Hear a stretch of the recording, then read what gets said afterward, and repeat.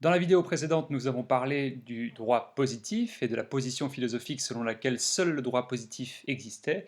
Nous devons maintenant parler du jus naturalisme, autrement dit l'idée selon laquelle des droits naturels existent et doivent être au fondement de tout système juridique. On distingue traditionnellement deux formes de droit naturel, le droit naturel classique, tel qu'il était conçu par les Grecs et les Romains, et le droit naturel moderne, tel qu'il est conçu à partir du XVIe siècle. Le droit naturel classique est un peu compliqué à expliquer, disons simplement qu'il se fondait, comme on l'a vu avec Antigone, sur des lois naturelles ou divines, et c'est pourquoi l'un des théoriciens les plus connus du droit naturel classique est un homme religieux, saint Thomas d'Aquin. Le droit naturel moderne est plus facile à comprendre car il se rapproche plus de notre conception des droits de l'homme, dont en fait il est à l'origine. L'un des postulats importants du droit naturel classique était que l'être humain est fondamentalement social. Toute cette idée se fondait par ailleurs sur une harmonie de la nature et une hiérarchie naturelle entre les êtres vivants, mais passons. Les théoriciens du droit naturel moderne, au contraire, conçoivent l'être humain comme un être d'abord extérieur à la société. Ce qu'on appelle droit naturel correspond donc pour eux au droit dont jouit l'être humain indépendamment de la société. Ce n'est donc pas un droit qui se fonderait sur des normes ou des distinctions sociales, mais sur la nature humaine en elle-même, qu'on suppose préexister à toute société. Le premier grand théoricien du droit naturel moderne, Thomas Hobbes, est célèbre pour avoir analysé de manière très profonde la psychologie humaine dans son livre Le Léviathan, et d'en avoir déduit les droits naturels fondamentaux de l'être humain sur lesquels devrait selon lui se baser tout bon gouvernement. On a vu que le droit naturel était un droit qui existe indépendamment de toute loi civile et donc de tout pouvoir politique. Hobbes est le premier à avancer l'idée que pour déterminer quels sont les droits naturels, on est forcé de dépouiller l'être humain de tout ce que la société, et donc le droit positif, lui apporte. Pour cela, il faut considérer l'être humain tel qu'il serait dans un état de nature, c'est-à-dire une situation où la société et le pouvoir politique n'existent pas. L'état de nature est un état où il n'y a pas de loi et où chacun jouit d'une liberté illimitée. Aujourd'hui, on connaît plutôt cet état sous le nom d'anarchie. Dans cette perspective, déterminer quels sont les droits naturels de l'être humain, c'est donc déterminer quels sont les droits que l'être humain a toujours à l'état de nature. Ce seraient donc des droits que nous garderions en cas de guerre civile ou suite à une catastrophe nucléaire. Savoir quels sont les droits naturels, cela revient donc à se demander ce que l'être humain peut légitimement faire dans l'état de nature. En l'absence de pouvoir politique, de toute vie sociale, laissé à moi-même, que puis-je légitimement me permettre de faire en tant qu'être humain? Analysons comment John Locke, un autre grand théoricien du droit naturel moderne, répond à cette question. Premièrement, à l'état de nature, tout être humain va chercher à survivre. Quand je suis à l'état de nature, j'ai besoin de manger, d'échapper aux prédateurs, et personne ne peut me reprocher toutes les actions que je vais faire en vue d'échapper à ces dangers-là. Donc, à l'état de nature, j'ai un droit naturel à me défendre contre quiconque menace ma survie. On peut donc dire que le droit à ma propre conservation est un droit naturel. Hobbes, Locke et Rousseau s'accordent tous sur ce droit naturel-là. On peut aussi dire que puisque l'être humain a une propension à accomplir ses désirs ou à vivre une vie heureuse, j'ai également, à l'état de nature, un droit à rechercher par tous les moyens possibles à mener une vie relativement heureuse. Mais il y a aussi autre chose que je peux faire à l'état de nature. C'est de disposer comme je veux de mon corps. Mon corps est donc en ce sens ma propriété. Je suis par nature propriétaire de mon corps, et par conséquent, si quelqu'un d'autre essaye de s'approprier mon corps, en l'enfermant ou en le réduisant en esclavage, il est légitime que je me défende. Ainsi, selon Locke, les droits naturels sont les suivants. Le droit à notre propre conservation, le droit de propriété et le droit de recherche du bonheur.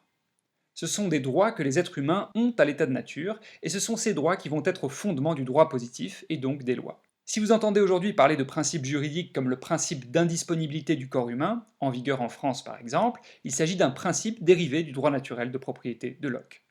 Les droits naturels tels que les présente Locke ressemblent, vous le remarquez déjà sans doute, aux droits de l'homme.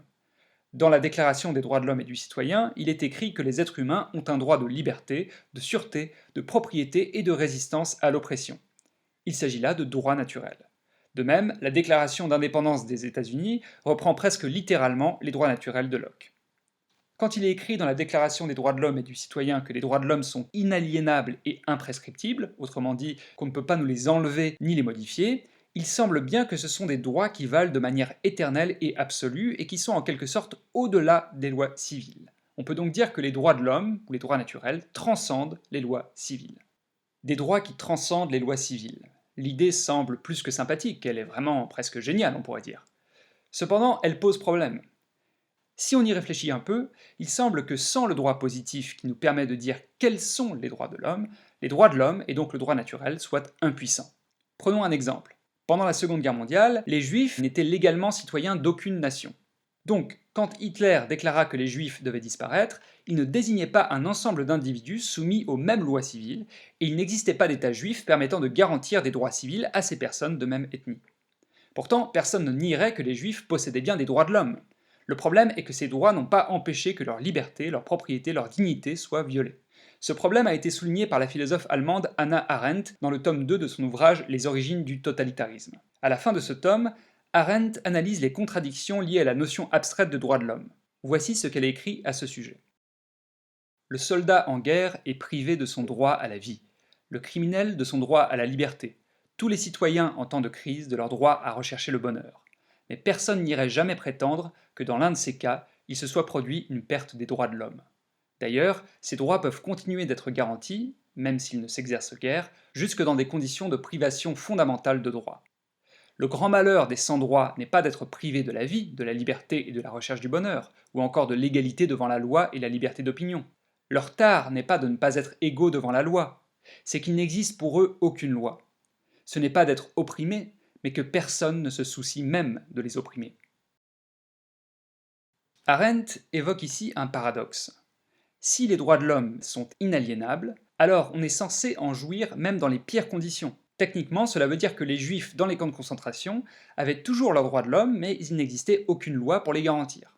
Selon Arendt, la notion de droit de l'homme donne donc lieu à un paradoxe. D'un côté, les droits de l'homme sont inaliénables, ça veut dire qu'ils sont supposés valoir indépendamment de toute loi, de tout gouvernement, mais d'un autre côté, des peuples qui n'ont pas de gouvernement ou qui ne sont pas soumis à des lois communes, bien qu'ils aient ces droits, ne peuvent pas en jouir en l'absence d'une autorité capable de les garantir. Ce paradoxe conduit à une conclusion complètement aberrante, c'est qu'un peuple peut continuer à avoir ses droits de l'homme même s'il n'est plus traité comme un être humain. Ce que veut dire Arendt, en fait, c'est que les droits de l'homme apparaissent comme quelque chose de totalement inutile. Ils n'ont de sens qu'à l'intérieur d'un système régi par des lois. Seules les lois, et donc seul un pouvoir politique, permettent de les garantir. C'est pourquoi beaucoup de penseurs politiques, notamment l'anglais Edmund Burke, ont critiqué les droits de l'homme tels qu'ils ont été proclamés dans la Déclaration des droits de l'homme et du citoyen. Bien que les droits de l'homme aient une valeur théorique, ils n'ont aucune valeur pratique. Pour reprendre les mots de Burke, leur perfection abstraite est leur défaut pratique. Après tout, les droits dont nous jouissons réellement sont ceux qui dépendent de lois, donc du droit positif. Proclamer des droits issus de nulle part était vu par Burke comme un danger, car c'était plaquer des notions abstraites sur des êtres de chair et d'os. C'était faire table rase du passé et oublier que les êtres humains ont une histoire. Selon Burke, les êtres humains ont avant tout droit à des lois. Et si je puis me permettre un parallèle peut-être inhabituel, souvenez-vous de ce que disait Malcolm X dans l'autre vidéo. Il ne sert à rien de dire que des personnes ont des droits naturels si on ne leur donne pas des droits concrets validés par les lois. Résumons. La justice semble devoir se fonder sur un droit naturel, universel et transcendant. Pourtant, on voit mal comment ce droit peut être respecté sans l'existence de lois civiles, et donc sans le droit positif. Autrement dit, comme le remarque Hannah Arendt, le droit naturel n'est rien sans une autorité qui le protège. Il semble donc que le droit naturel soit nécessaire pour fonder toute justice, mais que cependant il demeure inutile sans l'établissement d'un pouvoir politique. C'est pourquoi beaucoup de tentatives pour résoudre le problème de la justice ont consisté à concevoir quel serait le type de pouvoir politique permettant le mieux de la faire exister.